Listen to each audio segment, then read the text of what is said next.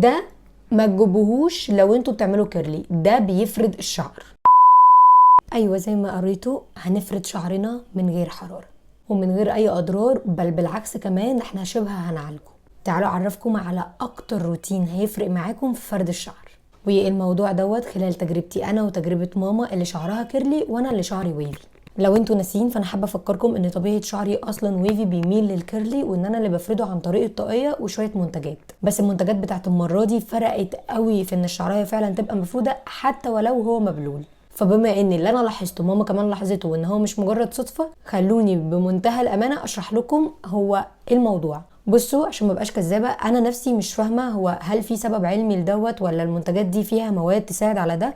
انا ما عنديش فكره، بس ده روتين انا استخدمته ساعدني ان شعري يبقى مفرود اكتر، يقعد طول الوقت مفرود، ما بلفوش طاقيه كتير لان الطاقيه الى حد ما بتنحل الشعر اللي من قدام، ففي ناس كتير مش بتحبها. انا عن نفسي لفيت شعري 3 لفات او 4 لفات بالظبط وكان مفرود. وعايزه اقول لكم ان النهارده اليوم الثامن لي بجد. انا وماما بقالنا اسبوعين 3 بنعمل الروتين دوت، وكل مره بنيجي نروح نغسل شعرنا فيه نقول لا لا لا لسه نستنى يومين 3. لا فروه بتزيت ولا شعر بيهيش ولا شعر بيلبك ولا بيبقى مزيت ولا بيقصف ولا اي لعبكه.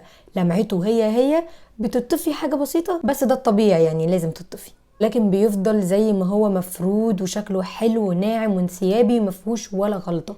فخلوني بقى بسرعه وبدون رغي كتير اعرفكم على البرودكت اللي بالصدفه البحته بامانه جربناها انا وماما ونفعت معانا. اول حاجه دايما بندور عليها في اي شاور وهو الشامبو. الكومبو ده من الشامبو بيفرق قوي في فرد وتنظيف فروه الراس، وبجد بجد بجد هتحسوا ان شعركم مفرود. برضو انا ما عنديش سبب واضح، بس ممكن يكون عشان مثلا الشامبو فيه بيوتين فهو نازل على الشعر بيفرد الشعرايه، منطق شويه، ولان ده برضو فيه مواد فعاله جديده غريبه ممكن تكون اثرت عليه. برضو ما عنديش سبب معين. انا كل اللي بعمله انا وماما ان احنا بناخد شويه من ده على شويه من ده على شويه ميه وبندوبهم ونغسل بيهم شعرنا. ده فري سلفيت وفري سيليكون وفري اي ماده ضاره، ده فيه نوع من انواع السلفيت اللي بتنضف فروه الراس كويس. اصلا انا جايبه ده للقشره عشان انا بيبقى عندي قشره، وفي نفس الوقت مش بحب استخدم حاجه بشكل مستمر يكون فيها سلفيت، فبغسل بده دايما. وممكن مثلا فم في الشاور اغسله بده، او مثلا اغسل بده على طول، ولو حسيت ان فيه قشره استخدم ده مرتين 3 في الشهر. يعني المهم ان هو الكومبو ده كان كل واحد منهم جاي لوحده وجاي في توقيت مختلف، بس بالصدفه برضو وانتوا بتحطوهم هتحسوا كذا حاجه كده. خلونا اقولها لكم. اولا كده مفيش اي نشفان في الشعر، بالعكس في ترطيب غريب وزحلقه في الشعرايه. من شامبو يا جاكلين ابقى منها من الشامبو.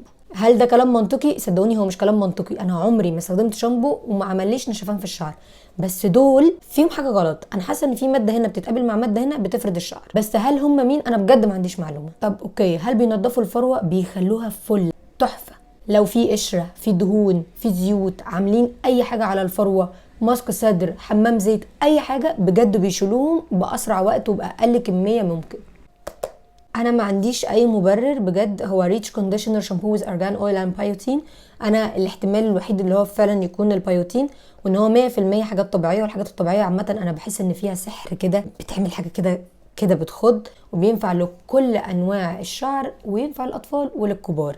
ده بقى في تي تري عشان كده بينظف فروه الراس، وفي سيلينيوم سلفيت ده نوع معين من انواع السلفيت وبتنظف حلو قوي، وفي مشتق من مشتقات الزنك من شركه اسمها افريكانا ام بي سي، وده من شركه كلايو. تاني اهم ألذ خطوه ممكن تستخدموها حمام كريم فيه مواد تساعد على بناء الشعرايه. لو فاكرين انا في شهر 2 كويت شعري مرتين، مره في البيت ومره في الكوافير، والفرق ما بينهم كان يوم. ما كانش في اي حاجه في الوقت ده ينفع اعمل فيها اي حاجه ان انا اصلح شعري من ده لده، وحصل تساقط وشعر اتقطع وشعر اتكسر.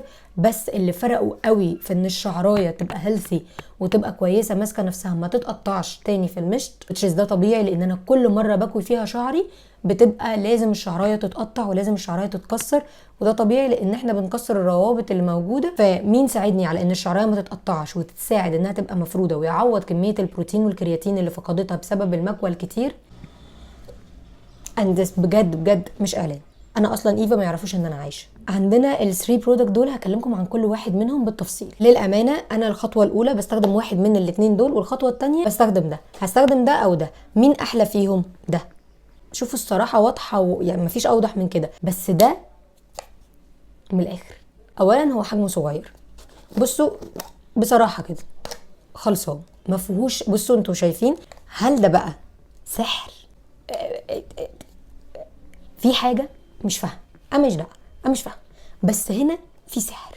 هو غني بالكرياتين، طبيعي ان هو يعوض الشعر عن البروتين والكرياتين اللي بنفقده طبيعي لما بنكوي او بنصبغ، او حتى الشعر بيتمرمط معانا فتره. ده بقى بيعمل ايه؟ ده بيعوض كل واي حاجه بتيجي على بالكم. هو بجد بيطبطب على الشعرايه، اي ثينك بيلضم الروابط تاني مع بعضها، بيعوض البروتين، بيعوض الكرياتين، بيساعد الشعرايه انها تتفرد. مش عارفه، يمكن عشان انا اول مره استخدم حاجه فيها بروتين او يعني كرياتين بشكل واضح، وده كرياتين طبيعي على فكره مش مضر. يمكن هو ده اللي حسسني ان في فرق قوي في فرد الشعر. انا وماما ده اخوه ده بجزيئات ذهب وده بالكرياتين. قلت بالمره بقى بما اني يعني كونتنت كريتور وكده، طب ما تيجي يا جوكا نجرب الاثنين ونقول الريفيو. الاثنين حلوين زي بعض، بس الصراحه ده اقوى شويه لو انتوا بتعرضوا للحراره كتير او بتتعرضوا للصبغه كتير او اي حاجه بتدمر وبتدمج الهير. لو عندكم تقطيع في شعركم، شعركم بيتقطع بتساقط كتير، شعرايه ضعيفه، هتبقوا محتاجين ده اكتر من ده. ده بيرطب اكتر او بيشتغل على الترطيب اكتر، ده بيشتغل على بنايه الشعرايه وتعويض البروتين. ده بقى ده ايه؟ بصوا بقى، ده المميز فيه انه فيه مين؟ بيوتين. بيوتين ايه؟ خلاص انتوا عرفتوا. اصلا البيوتين والفوليك اسيد من جزيئات بناء الشعرايه زي البروتين والكرياتين والميه. عشان كده دايما كنت بقول لكم حاولوا تاكلوا الحاجات اللي فيها بيوتين زي البنجر. فده اول منتج استخدمه في حياتي فيه بيوتين بشكل صريح، هو والشامبو بتاعه. هل ده ممكن يكون بيساعد على تصليح وبناء الشعرايه؟ هو مش ممكن، هو غالبا الشيا باتر بترطب وهو بيبني الشعرايه، فانتوا مش هتبقوا محتاجين حاجه اكتر من كده. والذ حاجه زيرو بارابين وزيرو سيليكون و100% طبيعي، وشركه مصريه. بالمناسبه كل المنتجات دي منتجات مصريه، واكتشفتها بالصدفه عشان عقده الخواجه اللي كانت عندي زي ما كانت عند اغلبنا، وكنت بجيب حاجات مقاطعه. الفتره اللي فاتت قررت ان انا اجيب كل حاجه مصريه، وده خلاني الحمد لله اكتشف نوابغ تحفه عندنا يا جماعه. اخر حاجه بعد ما هنغسل شعرنا وننضف فروتنا ونخليها هيلثي وتساعد الشعرايه انها تتفرد، ونحط حمام كريم يبني الشعرايه ونظبط كل ده، تفتكروا ايه بالظبط؟ برافو عليكم حبايبي وولادي، الليف ان. قالوا الليف ان يا ست الكل. انا شخص بيعشق الزيوت. هتقولوا لي ليه؟ اقول لكم بيدي لمعه للشعر وبيثبت شعري، لان انا شعري زعلانين من بعض.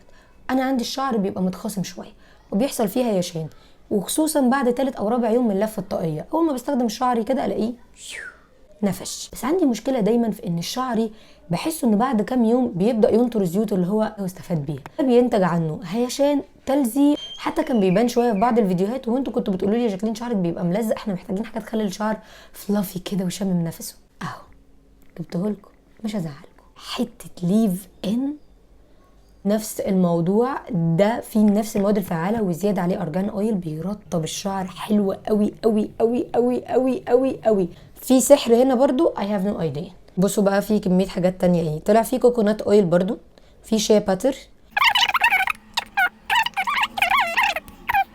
سان فلاور سيد انا عارفاه، بنسينول عارفاه، وفي هو بصوا هم يعني كتير قوي. بصوا هم كاتبين ايه، بصوا هم كاتبين يعني هم ما كذبوش عليا، يقلل من تجاعيد الشعر. صادقين. ما تحاولوش تستخدموه في الكيرلي عشان هو بيقلل من تجاعيد الشعر. فانتوا لو انتوا عايزين ليف ان للكيرلي this not، لا هو مش هيزود التجاعيد دي اللي هي الكيرلز، هو بيقلل منها. قلة الشعر مفروض اكتر. اي ريكومند ده تشتروه وانتوا عاملين كده. بس كده انا خلصت الفيديو، وانا بصور الفيديو ده من ربع ساعه، فاتمنى ان الفيديو دوت يجيب فيوز كويسه وان انتوا بجد تفيدوا بعض بيه. ولو عايزين اي حاجه اسالوني انا هجاوبكم، ولو ما جاوبتش انا اسالوني على الانستجرام بجاوبكم بس خلال كام يوم عشان مسجز كتيره. اشوفكم فيديو جديد، يا رب تكونوا انبسطتوا واستفدتوا، وبجد يا رب تكونوا استفدتوا، وبجد ده مش اعلان. اشوفكم فيديو جديد، باي باي.